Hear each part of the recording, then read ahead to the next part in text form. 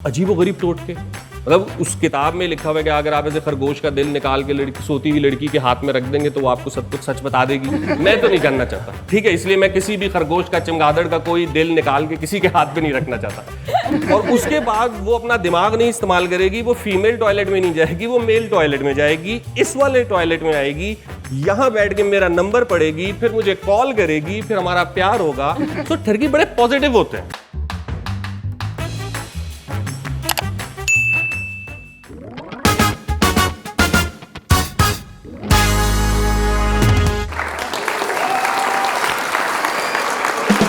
अस्सलाम वालेकुम। Berger paints की कॉमेडी सिटी में आप सबका खुशियों से भरा खुशामदीद। जिसका था आपको इंतजार वो तो आ गया, जिसका मुझे इंतजार है वो कहां रह गया? रेशम फैज भुट्टा नेड़े आ बस इतना ही बहुत है। टेक्निकल मजबूरी है, आगे तो आना पड़ेगा। अच्छा, तो रेशम तुमने कभी पतंग उड़ाई है? बड़ी उड़ाई है। तूते आप गुड्डी हैं, कभी पतंग लूटी है? नहीं, मुझे क्या जरूरत है दूसरों की पतंगे लूटने की। खाते पीते घराने से हूँ, पतंगे शतंगे हम नहीं लूटते दूसरों की। नजर आ रहा है ये जो खाते पीते घराने वाले होते हैं ना, ये होते हैं जो मसले पैदा करते हैं। पेचीदा मसलों को सुलझाना आप लोगों के बस का काम ही नहीं। तो आज हमें एक ऐसी शख्सियत को बुलाना है जो कि खोले कॉमेडी के सारे बल।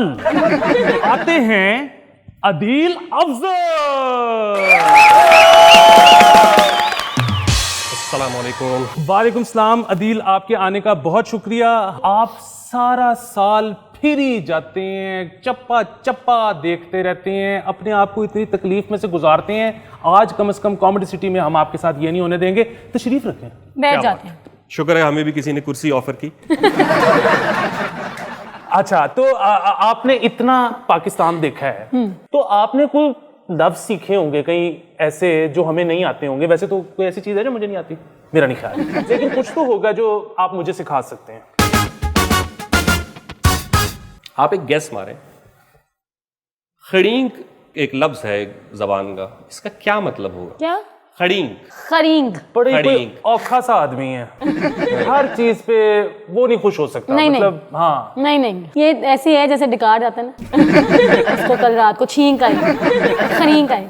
आपको क्या लगता है, आप तो आर्टिस्ट आदमी हैं। मैं आपको बता रहा हूँ कि मेरा ये ख्याल है कि कोई ऐसा बंदा जिसको जितनी मर्जी कोशिश कर लो, हंसना तो एक तरफ, वो कुछ जेरे लब मुस्कुरा भी नहीं सकता, वो बल्कि अनवर मकसूद की तरह नासों से भी नहीं हंस सकता यूं यूं करके।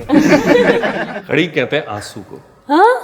आंसू, ये अच्छा, मुझे आपने ऐसे मुंह बना लिया। देखिए क्या हो गया, आप ये नहीं कह सकते। देखिए, मैं करीब थी, कोई निकालने वाली चीज ही थी। हाँ, लेकिन आंसू खरींक। जैसे बाकी जुबानों में लफ्ज है अश्क, अथरू, कैसे खूबसूरत। हंजू। क्या बात है, हंजू। खड़ींक। खड़ींक बराबरी जबान का लफ्ज है। ये जबान बड़ी कदीम है, ये जीवन नहीं, की नहीं। राहें। बड़ी कदीम जबान है, ये बहुत यूनिक वर्ड है। बहुत यूनिक वर्ड है। लेकिन क्या आप किसी को कह सकते हैं कि तुम्हारे खड़ींक मुझे रोक रहे हैं? नहीं, या इन दो खड़ींकों के बदले ये सारा जहान ले लो हमसे? नहीं, एक जुमला बना के दिखाए ना जरा मुझे खड़ींक पे। मुझे तुम्हारे खड़ींक की कसम। तुमने मुझे इतना हंसाया कि मेरे खरींक निकल आए। ये हो सकता है। तो सेकंड लफ्ज। अच्छा, सेकंड लफ्ज एक बड़ा इंटरेस्टिंग लफ्ज है, ये भी बराबरी जबान का लफ्ज है। इसका मतलब है, नहीं मतलब तो बताना ही नहीं, ये है हम्बल। अब हम्बल एक ऐसा वर्ड है कि जब मुझे सुनने का मौका मिला और बराबरी लोगों के साथ इंटरेक्शन हुआ ना, तो वो समझ नहीं आता था। वो कहते थे यार बंदा था, उसके साथ उसका हम्बल भी था। अब यहां हम्बल से मुराद है गर्लफ्रेंड। गर्लफ्रेंड। फिर एक जगह वो कह रहे यार वो जैसे ही सीट पे बैठा, सीट बड़ी गर्म थी, उसका तो हम्बल ही। अब यहां हम्बल से मुराद ऐस है। अब कहीं आप अदालत में जा रहे हैं, कह रहे हैं यार तुम्हारा केस हो जाएगा, नहीं यार हम्बल बड़ा सख्त आदमी है, तो हम्बल जज है। अब हमें शुरू में समझ नहीं आता था कि हम्बल आखिर है क्या, तो मैंने उनसे पूछ लिया, मैंने कहा हम्बल है क्या? आपका जहां दिल करे आप हम्बल लगा लें। भाई हम्बल यू टर्न ही लिया जाता है। या सेनेट इलेक्शन में कौन जीतेगा? भाई जिसके साथ हम्बल है। वाह वाह वाह वाह, मतलब नाम लिए बगैर अंग्रेजी दा दी ते पंजाबी दा दा, जिथे मौका मिले ला दो। और ये हम्बल उसके साथ का लफ्ज है। भाई और टीम भाई किसने हम्बल? सिलेक्ट की?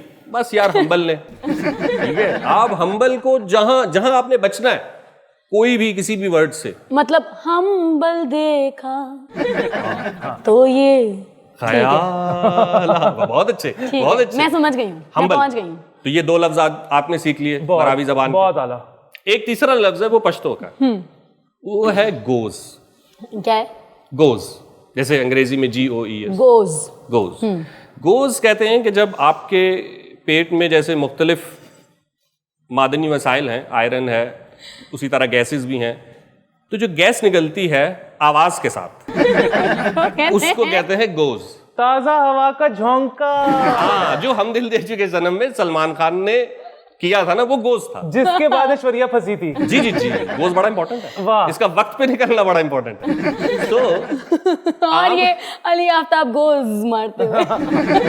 अब आमतौर पे अगर आप देखें उर्दू या पंजाबी और जबानों में, तो गोज के मुतबादिल लफ्ज है, जैसे पाद है, पद है, ऊ है, लेकिन मारने वाले के लिए कोई लफ्ज नहीं है, नहीं। जिसकी वजह से हमेशा मुजरिम बच जाता है। अच्छा, यहाँ गोज के साथ लफ्ज है गोजू। नहीं, वो तो पाद के साथ भी है। वो क्या है? पदू। पदू, पदू हमने ठीक है। ठीक है, लेकिन वैसे अच्छा, पद्दू के बाद अगला लफ्ज है आपके पास कोई? यहाँ है गोजावण, जो कि मिराज रखता है। जो कि एक आला मकाम है है। पदोड़ा। वाह भाई, दाद देते हैं हम, मतलब क्या आपकी नॉलेज लेकिन है? मैंने वैसे आम तौर पे जो है ना लोगों को बोलते भी नहीं सुना। मैंने बड़े लोगों को कहा अच्छा, लेकिन अगर आप हमारे शहर में आए ना, तो वहाँ बहुत, क्योंकि यही गोज जो बंदा बड़ी बड़ी फेंकता है ना, बड़े बड़े क्लेम्स करता है, तो उसके लिए भी इस्तेमाल होता है कि यार बड़ा गोजू है या बहुत गोजावण है। और गोजू को पहचाने जरूर, हमारे आसपास बहुत गोजू हैं इस वक्त। मतलब अगर आप टीवी लगा लेना तो ज्यादातर जो तज्जिया निगार हैं वो गोजू हैं, ज्यादातर जो तर्जुमान है वो गोजू हैं, और बाज़ औक़ात तो पूरे पूरे चैनल्स हैं जो कंप्लीट गोजू या गोजामण। ठीक है, सो चूंकि मुझे ऐसा लगता है कि हमारे पास लफ्ज नहीं है ना, तो हमने कभी इनको आइडेंटिफाई नहीं किया, तो let's identify them and comments में आप कह सकते हैं लोगों को, वो बताएं कि उनको पाकिस्तान में कौन गोजू लगता है। पाकिस्तान ना एक है मेन स्ट्रीम पाकिस्तान जो आप टीवी पे देखते हैं, हम बड़े मेहमान नवाज हैं, हाँ। ये हमारा कल्चर है, ठीक है ना, ये सिर्फ गोरों के साथ होता है। अगर आपको लगता है कि पाकिस्तानी मेहमान नवाज है, आप जाएं, मरी में वो एक बिल्कुल गधे जैसा घोड़ा होता है, उस पर बिठा के 1000 रुपये मांग रहा होता है, बेसुरी बांसुरी बजा के भी वो कह रहा होता है मुझे नीला नोट दो। तो मेहमान नवाजी ना सिर्फ गोरों के लिए, वो हमारे लिए तो ऐसी कोई मेहमान नवाजी, टूरिस्ट अवाम के लिए बस ठीक है, अपने की तो खाल खुल उतार लेते हैं। हाँ। अब ऐसे ही एक बार मैं ट्रेन में जा रहा था और ऐसा हुआ कि एक कोरियन लड़की मिल गई मुझे। आखिर में कुछ वक्त मिला तो मैंने कहा इसके साथ कुछ गुफ्तगू कर लेते, तो मैंने उसको पाकिस्तान के बारे में बहुत कुछ बताया कि पाकिस्तान की हज़ारों साल की हिस्ट्री है, गंधारा की, सिंध ऐसा है, पंजाब ऐसा है, बलूचिस्तान ऐसा है, खैबर ऐसा है। जब मैंने उसको सारा समझा दिया ना, तो उसने एंड में कहा अच्छा ऐसा है, मुझे ना वॉशरूम जाना है। मतलब वो तो ठीक है। ठीक है, हाँ वो सही है, मुझे जरा वॉशरूम ले जाओ, बहुत खिला दिया तुमने कल्चर। तो मैंने कहा ट्रेन में तो मुश्किल है, क्योंकि ट्रेन में निशाना लेना पड़ता है, ट्रेन चल रही होती है और उसका वॉशरूम इज वेरी डिफिकल्ट, वो ट्रिकी है। तो मैंने कहा आगे कोई बड़ा स्टेशन आएगा तो बड़े अच्छे से मैं आपको जो है ना वो करवा दूँ। ठीक है। फिर आ गया रोहड़ी का स्टेशन, जो पाकिस्तान का सबसे बड़ा जंक्शन है, बहुत ट्रेनें रुकती हैं, लाइट ही नहीं थी वॉशरूम में। मैंने उसको अपने मोबाइल की टॉर्च ऑन करके दी, मैंने कहा जाओ आप कर लो, मैं बाहर खड़ा हूँ। वो ऐसे गई है और वापस आगे कहती हो गया। ऐसे कैसे हो गया? मैं अंदर गया और मैंने जब टॉर्च से देखा तो मतलब फ्लश के अलावा हर जगह बमबारी थी, कंप्लीट तबाह हाल। और उसके बाद मैं सोचता रहा कि मैं सारे रिश्ते इसको क्या बताता है। आप उसको बताते कि इंस्टॉलेशन आर्ट है। आजकल इंस्टॉलेशन आर्ट के नाम पे कुछ भी बिक जाता है। जी जी, और ये मुश्तरका तौर पे चारों सूबों के लोगों ने किया हुआ है, जो वैसे बड़े हमारे क्लेम्स हैं सिविलाइजेशन के, पर पानी बहाना is not in our tradition, वो थोड़ा सा मुश्किल है। बहरहाल फिरा बहुत हूँ मैंने बहुत ट्रेन में ट्रैवल किया है, ट्रेन के तकरीबन हर डब्बे में ट्रैवल किया है। अच्छा। तो जिसने जिंदगी में ट्रेन में एक दफा सफर भी किया हो ना, उसने भी मुझे ये कहा है कि उसको ट्रेन में लड़की मिली और सीन हो गया। मुझे नहीं कभी ऐसा इत्तेफाक होता था। एक बार ऐसा हुआ कि ट्रेन में दो बहुत हसीन लड़कियां आ गई, आप ही के करीब करीब ऐसे। आपकी बात से मुझे याद आ गया कि चल छैया छैया छैया, ऐसा ही समझ। ट्रेन रात का वक्त और अपर क्लास के डब्बे, ट्रेन में भी आपको पता है क्लास है ना, इकोनॉमी, लोअर, फिर एसी, तो एसी के डब्बे में मुझे एक बार ऐसा हुआ, मैं था और मेरे साथ मेरा एक दोस्त जा रहा था और हम इकट्ठे ही सफर किया करते थे, कि हमें 2 लड़कियां मिल गई जो कुर्सी पे सफर करते हुए बिल्कुल हमारे करीब बैठी हुई जा रही थी। हमें लगा जिंदगी में ये रात तो अब ऐसी आ ही गई है कि आज हमें फाइनली वो दिन देखने को मिलेगा कि हमें कोई लड़की मिली सफर में, ट्रेन में, और हमने उसे अट्रैक्ट भी किया। था यकीन कि आएगी ये रात कभी। बस वाह। इस रात का इंतजार था। थोड़ी देर बाद पूरी ट्रेन का रश उस डब्बे में आ गया। जाहिर है। अब हम बैठे और हमें बात करने का मौका नहीं मिल रहा, लोग आ रहे हैं, जा रहे हैं, ताड़ी जा रहे हैं, देखी जा रहे हैं। जिनके पास सोने वाली सीट होती, ट्रेन में अगर आपके पास सोने वाली सीट है तो आप बड़े पुरसुकून हैं। सबसे बिल्कुल, अच्छी बात है बिल्कुल। कि आपके पास सोने स्लीपर। जी जी जी स्लीपर। वो छोड़ के बाहर आके कह रहे हैं यार ये कुर्सी मिलेगी, हम अंदर अनकंफर्टेबल हैं। हम उनसे कह रहे हैं यार ये बात लॉजिक के ही अगेंस्ट है कि लेटने वाली सीट जो है वो बैठने वाली सीट के मुकाबले में कैसे अनकंफर्टेबल हो सकती है भैया। उस पर तू बैठ भी सकता है, लेट भी सकता है, इस पर सिर्फ बैठ सकता है। नहीं भाई, लोग बजट हम लोगों को इधर उधर कर रहे हैं। रात आगे जा रही है। ऐसे में क्या हुआ कि एक मेरा दोस्त जो मेरे साथ सफर कर रहा था, जैसा हमने बताया ना, वो टैलेंटेड आदमी, लंबे लंबे बाल, मेटालिका की शर्ट पहनी हुई, गिटार निकाल के बैठ गया। हमने कहा चलो इसी का साथ दे देते हैं, इसके पीछे लग के कुछ। अब उसने गाने गाने शुरू किए। अभी कभी वो मेटालिका को गा रहा है तो कभी किसी को, कभी 70s के किशोर के गाने। कंपटीशन शुरू हो गया लॉन्डो में। ओश। अब उन्होंने देखा भाई एक लड़का आ गया, गिटार बजा रहा है, लड़कियां सुन रही हैं। एक ने पीछे मोबाइल पे गाने लगा लिए। यार ये तो बदतमीजी है। लेकिन अब यहाँ चल रहा है टर्न द पेज, वहां चल रहा है मौजा ही मौजा, और एक गंदे स्पीकर साउंड में। ये तो चलो जो हुआ सो हुआ, मार्केट किल कर रहा है। मार्केट किल कर रहा है मार्केट किल कर रहा है। अब वो इतनी हसीन लड़कियां थी, हमारी भी कोई ख्वाहिश थी। हमने कहा नहीं हारेंगे नहीं, तू भले मोबाइल में गाने बजाई जा, हम गिटार पे गाई जाएंगे। हाँ। हम गाने गा रहे हैं, वो मोबाइल पे लगा रहे हैं। तीसरे के मोबाइल में गाने नहीं थे, उसने टोने बजानी शुरू कर दी। अब ट्रेन के डब्बे में एक तरफ लाइव मौसीकी, फिर उसके साथ गंदा रिकॉर्डेड वर्जन, और फिर उसके साथ टोने, मतलब बदतमीजी के साथ बदतहजीबी भी। अब दरमियान में 2 लड़कियां। अब ये कोई मतलब अगर मुकाबला ही करना है तो थोड़ा बराबरी के साथ हो। हाँ। एक तो ठड़की उतना बदतमीज। जी जी। वो जो टोने बजाने वाला बंदा था ना, वो शक्ल से हमें थोड़ा लीचड़ लगा। हमने कहा इसको ना अवॉइड करना है। ठीक है। अब वो यहाँ आगे ना लड़कियों के बिल्कुल पास खड़ा होकर मुझे कहता है पाकिस्तान की ट्रेनों का कोई हाल नहीं। मैं कहा हाँ बस ठीक है। नहीं, मैं जब स्पेन में था ना तो ऊपर से आया ना वहाँ F-16 जो ट्रेन्स हैं, हमने कहा अच्छा अब तो स्पेन की कहानी शुरू हो गई, अब इसको कैसे मिस कराएं। खैर हमने उसको ज़्यादा डिस्कशन में नहीं लगाया, हमने उसको अवॉइड किया। वो भी पीछे जाके बैठ गया। कुछ देर के लिए ट्रेन में खामोशी हो गई, म्यूजिक भी बंद हो गया। अब एक ओपन फाइट थी कि कौन फाइनली उन लड़कियों को अट्रैक्ट करेगा। अब अपने इखलाक से मुतासिर करना। अब आपने अपने इखलाक से मुतासिर किया। और हम अगली गेम सोच ही रहे थे कि अचानक ना मुझे ऐसे आवाज़ सुनाई दी कि जैसे कोई बहुत ही कोई लोकल लैंग्वेज में बात हो रही है पर मुझे समझ नहीं आ रही। तो मैंने अपने दोस्त से पूछा, मैंने कहा ये आवाज़ कहाँ से आ रही है? कहता है वो उसको स्पेन से फ़ोन आ गया। अब ट्रेन में सिग्नल नहीं आते, उर्दू में किसी को कोई बात नहीं समझ आती, वो लगा हुआ है उनो। उसके बाद हमने गिटार किया बंद। हमने कहा भाई ये मुकाबला हम हार गए, हम जा रहे हैं वॉकआउट करते। हमारा जो इस वक्त सबसे एक बड़ा मसला है जिससे कौम की रहनुमाई भी होगी, खासतौर पे नई नस्लों की, वो है ठरक। तो ठरक के बारे में आपके क्या ख्यालात हैं?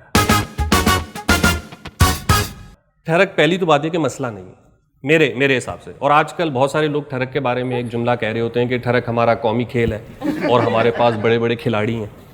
तो इस बात से भी मैं एग्री नहीं करता, क्योंकि अगर ठरक खेल है तो क्या इसका कोई बोर्ड है? आपने कभी इसके मुकाबले देखे हो? कोई ग्राउंड है जहाँ पे इंसान जाके ठरक निकाल सके? तो ठरक खेल भी नहीं है और ठरक मसला भी नहीं है। ठरक एक एनर्जी है जो आपके अंदर मौजूद होती है। मुख्तलिफ चीज़ों की तरफ आप अट्रैक्ट होते हैं। अब आदमी को सनराइज क्यों अच्छा लगता है, सनसेट क्यों अच्छा लगता है, ये जो हमने गज़लें कही हैं, ये जो हमने गीत बनाए हैं, ये जो पेंटिंग्स हुई हैं, अगर इंसान ठरकी ना होता, किसी जानिब माइल ना होता, तो क्या ये सारा फनून लतीफ़ा क्रिएट हो सकता था? मैं कल से सनसेट और सनराइज को मैली निगाह से देखने की देखिए बात यही है कि हमने जब भी ठरक या ठरकी के बारे में बात सुनी है, हमेशा इनसे सुनी ना जो ठरक के हामिल हैं, जो इसको पोजेस करते हैं, इस एनर्जी को, उनका भी तो मौक़िफ़ सुने ना कि आखिर बात क्या है। तो मुझे लगता है कि एक अता शाद का बड़ा खूबसूरत शेर है कि सैलाब को ना रोकिए, रास्ता बनाइए, किसने कहा था घर लबे दरिया बनाइए? तो ठरक की एनर्जी आपके अंदर है, इसको चैनलाइज करना है। मसला तो ये है कि ठरक निकालनी कैसे है। स्कूल और कॉलेज में हमारे क्या होता है? हमारे स्कूलों में आप देख लेना, जो लौंडा स्कूल है, मतलब मैं पढ़ा हूँ लौंडा स्कूल से, फिर आगे कॉलेज गया, वो भी लौंडा कॉलेज, फिर इतने नंबर आए कि दोबारा वही कॉलेज, वाह।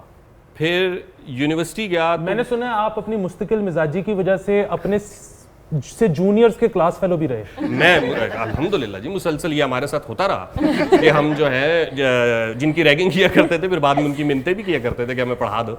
सो जैसे कहते हैं ना, एक मछली सारे तालाब को गंदा करती, एक लड़की पूरे जंगल को ना ऐसे शहर बना देती। यूनिवर्सिटी में एक लड़की थी हमारी क्लास में, और एक भी बद तहजीब लौंडा नहीं था। मुझे लगता है मैं लेकिन जैसे ही वो जाती थी, लड़कों की औकात बाहर आ जाती थी। लड़कों के कभी आप जोक्स देखें, उनकी इंजॉयमेंट्स देखें, 10-10 लौंडे अकेले बीच पे जा रहे हैं पिकनिक करने। ये तो जिंदगी है। पहाड़ों पे चढ़ रहे हैं अकेले, सेल्फियां ले रहे हैं अकेले, डिनर की तस्वीरें लगा रहे हैं। यार थोड़ा इंक्लूसिवनेस होनी चाहिए, थोड़ा जेंडर को मिक्स करना चाहिए, तो खत्म हो जाएगी ये ठरक, बड़ी चैनलाइज्ड हो जाएगी, पॉजिटिव निकल जाएगी। ये असल में हमें सिखाया ही बड़ा गलत। हमने कहां से सीखा? अब फिल्मों में हमें क्या दिखाया जाता था कि भाई लड़की को स्टॉक करो, उसको जबरदस्ती बाजू शाजू पकड़ लो, जबरदस्ती उसको मनाओ अपने प्यार के लिए। ना माने तो उठा के भी ले, ना माने तो उठा के भी ले जाओ, और मौके पे ले जाके कहो कि देखो मैं बहुत कुछ कर सकता था, मैंने नहीं किया। क्योंकि पहले तो ना होगी लेकिन बाद में हाँ होगी। हाँ, बाद में होगी। और अगर आप भाई या बाप बन के फिल्म देख रहे हैं, तो आप देख लें कि आपने एंड पे गोली मारनी है दोनों को। एक्सट्रीम तो हमने सीखी नहीं ना मोहब्बत। अगर हमें मोहब्बत करना सिखा देंगे कि लड़की के साथ कैसे बात करनी है, उसको कैसे अट्रैक्ट करना है। हमारे शहर में एक मार्केट थी जहां से मशहूर था कि इंपोर्टेड सामान मिलता है, तो वहां से पता चलता था कि भाई ऐसी बबल गम है। अब टीवी पे क्या देख रहे, डिंग डोंग, और बाहर क्या सुन रहे, मार्केट में ऐसी बबल गम है, वो अगर लड़की ने खा ली ना तो आप पे फरिश्ता आपके पीछे पीछे। वाह। खाई किसी ने नहीं, मिली किसी को नहीं, पर बिलीव सबका था। फिर एक और मैं आपको बताऊंगा, एक किताब में ले आया, बड़ी मुस्तनिद किताब है, वो कोई 1000 साल पहले लिखी गई है, और वो जानवरों और पौधों का एक बहुत वसी खजाना रखती है इल्म का, पर साथ अजीबोगरीब टोटके। मतलब उस किताब में लिखा हुआ है कि अगर आप ऐसे खरगोश का दिल निकाल के लड़की, सोती हुई लड़की के हाथ में रख देंगे तो वो आपको सब कुछ सच बता देगी। अब हो सकता है इनमें कुछ सच्चाई हो, लेकिन मुझे लगता है कि हमारा ध्यान ही सारा चूंकि इन मिथ्स में, इन फैंटेसीज में चला गया। अदरवाइज ये करने से पहले आप ये भी सोच लें कि आप लड़की का साथ जानना चाहते हैं या नहीं। मैं तो नहीं जानना चाहता, ठीक है, इसलिए मैं किसी भी खरगोश का, चमगादड़ का कोई दिल निकाल के किसी के हाथ पे नहीं रखना चाहता। मैं एक बार मुल्तान में था, और मुल्तान के रेलवे स्टेशन पे मैं पहुंचा, तो मुख्तलिफ इलाकों का खाना खा कर मेरा पेट थोड़ा सा गड़बड़ कर रहा था। तो मैं वहां स्टेशन के बाहर ही एक बैतुल खला, वो जो प्राइवेट होते हैं, पैसे दे के जाते हैं जिसमें, तो मैं वहां चला गया। अब जब मैं अंदर जाके बैठा ही था, तो मैंने दीवार पे देखा कि बहुत सारी चीजें लिखी हुई थी, लेकिन एक बंदे ने अपना टेलीफोन नंबर लिखा था, और साथ नीचे लिखा हुआ था कि ओनली फॉर लेडीज, सिर्फ खवातीन राब्ता करें।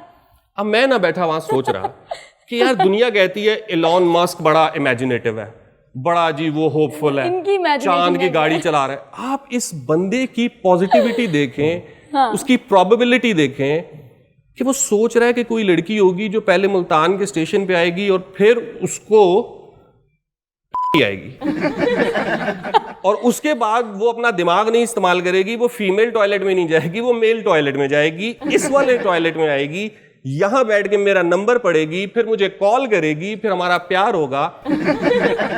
सो ठरकी बड़े पॉजिटिव होते हैं, वो लाइफ की तरफ, खवातीन की तरफ एक उम्मीद लेके चलते हैं।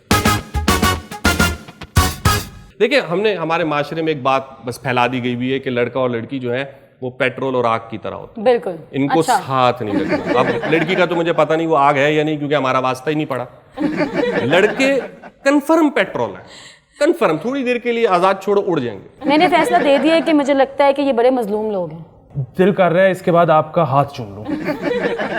मौका है आपके पास, तो आप शायद इस मौके का फायदा उठा लें, लेकिन कोरोना के बाद तो सैनिटाइजर से हाथ साफ करने पड़ते हैं, इसके बाद मुझे लगता है तेजाब लगाना पड़ेगा। जरूर, ये आपकी मर्जी, आपका जिस्म आपकी मर्जी। लेकिन चला जाता हूँ थोड़ी देर, अगर मेरे किसी सबक का कभी किसी को इतना असर नहीं हुआ जितनी जल्दी आप लोग। आपके सामने डेमोन्स्ट्रेशन भी आ गई है पूरी, रास्ते आ गए बहुत। इतनी हमदर्दियां हमें। अदील, मैं वैसे ना ये जो मुआशरे में तासुर पाया जाता है, जिसकी तरफ आपने इशारा किया कि ख़वातीन आग हैं और लड़के पेट्रोल हैं, मैं इससे ना अग्री करता हूँ।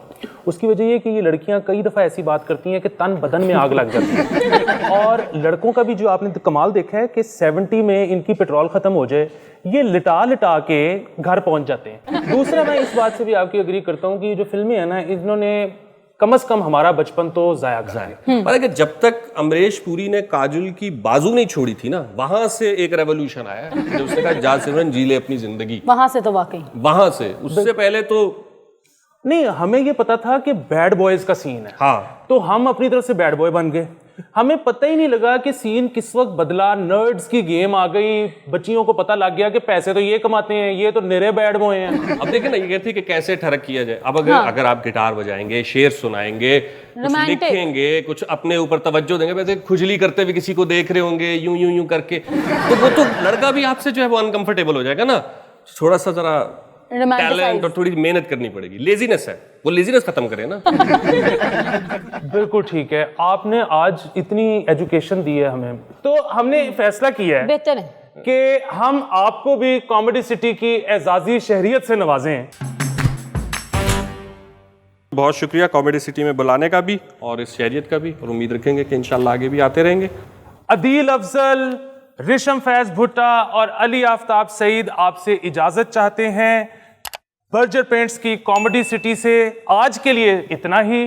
ठरक के जज्बे से लबरेज रहिए। आप सबका रब रखा। 5G लगा के करना क्या है कि जी हमारा DNA चेंज कर लें, तो अच्छा है कर दें। या फिर ये कि जी ये हमारा टैलेंट निकालेंगे। वो क्या टैलेंट निकालेंगे? वो पाए खाते हुए हड्डी से किस तरह गूदा खींच लेते हैं। कैसा सक्शन मशीन है इनकी। 2 billion years of evolution and here I am in front of a spreadsheet. वो स्प्रेडशीट में स्प्रेडशीट हुई हुई उसकी लाइफ के, यार मैं माँ को संभालूं या बीवी को संभालूं। वो कहते हैं ना, माँ बिठा के समझाती है, बीवी लिटा के समझाती है।